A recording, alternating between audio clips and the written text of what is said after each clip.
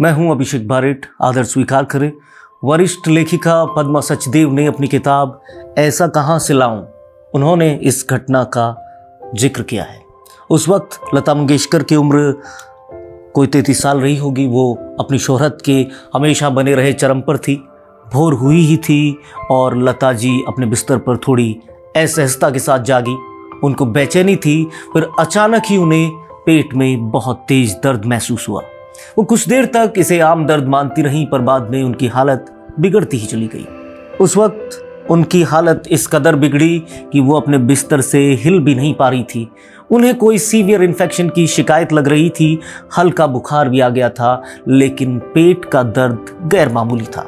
वो अपनी इस हालत से जूझ रही थी कि अचानक उन्हें उल्टियाँ शुरू हुई। ये उल्टियाँ कुछ हल्के हरे रंग की थी। जिसने भी लता की ये हालत देखी वो स्तब्ध रह गया। तुरंत उन्हें आपातकालीन चिकित्सा इकाई में हॉस्पिटल ले जाया गया। डॉक्टर्स ने स्वर कोकिला लता मंगेशकर के आमो खास सभी चेकअप्स किए और फिर जो उनके सामने आया वो हैरत अंगेज था। डॉक्टर्स ने पाया कि उनके शरीर में कुछ जहरीला है। उनके डॉक्टर आरपी कपूर ने जांच के बाद उन्हें बताया कि कई दिन से उन्हें धीमा जहर दिया जा रहा है। वो उन्हें बिस्तर से खड़ा करके ही दम लेंगे।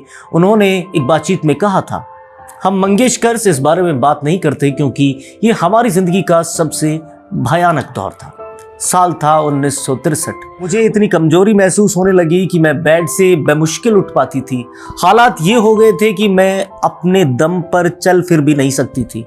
लता जी की माँ ने तो इलाज के बाद वो धीरे धीरे ठीक हुई। वो कहती हैं इस बात की पुष्टि हो चुकी थी कि मुझे धीमा जहर दिया गया था। डॉक्टर्स का ट्रीटमेंट और मेरा दृढ़ संकल्प मुझे वापस ले आया। 3 महीने तक बेड पर रहने के बाद मैं फिर से रिकॉर्ड करने लायक हो गई थी। हेमंत कुमार उनको रिकॉर्डिंग पर लेकर आए थे।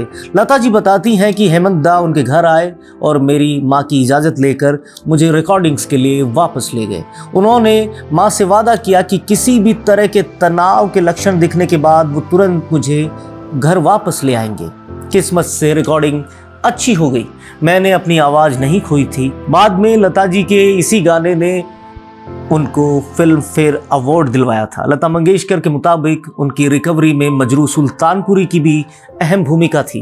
वे बताती हैं, मजरू साहब हर शाम घर आते, मेरे बगल में बैठकर कविताएं सुनाकर मेरा दिल बहलाया करते। वे दिन रात व्यस्त रहते और उन्हें मुश्किल से सोने के लिए कुछ वक्त मिलता था, लेकिन मेरी बीमारी के दौरान वो हर दिन आते थे। यहाँ तक कि मेरे लिए डिनर में बना सिंपल खाना खाते थे और मुझे कंपनी देते थे। अगर मजरू साहब न होते तो मैं उस मुश्किल वक्त से उबरने में शायद सक्षम न हो पाती। जब लता जी से पूछा गया कि कभी इस बात का पता चला कि उन्हें जहर किसने दिया था, तो उन्होंने जवाब में कहा, जी हाँ, मुझे पता चल गया था, लेकिन हमने कोई एक्शन नहीं लिया क्योंकि हमारे पास उस इंसान के खिलाफ कोई सबूत नहीं था। दरअसल लता जी का रसोइया इस घटना के बाद भाग निकला था।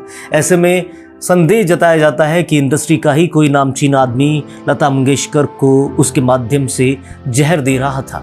बॉलीवुड हंगामा की रिपोर्ट के मुताबिक जब लता जी से पूछा गया कि क्या ये सच है कि डॉक्टर्स ने उन्हें ये कह दिया था कि वो फिर कभी नहीं गा पाएंगी, तो जवाब में उन्होंने कहा, ये सच नहीं है। ये मेरे धीमे जहर के इर्द गिर्द बुनी एक काल्पनिक कहानी है। डॉक्टर्स ने मुझे कभी ये नहीं कहा था कि मैं कभी नहीं गा पाऊंगी। हाँ, लेकिन लता जी अब आगे कभी नहीं गा पाएंगी और इस वक्त इस बात से आप सभी मेरे साथ, हमारे साथ स्तब्ध हैं। अलविदा लता जी।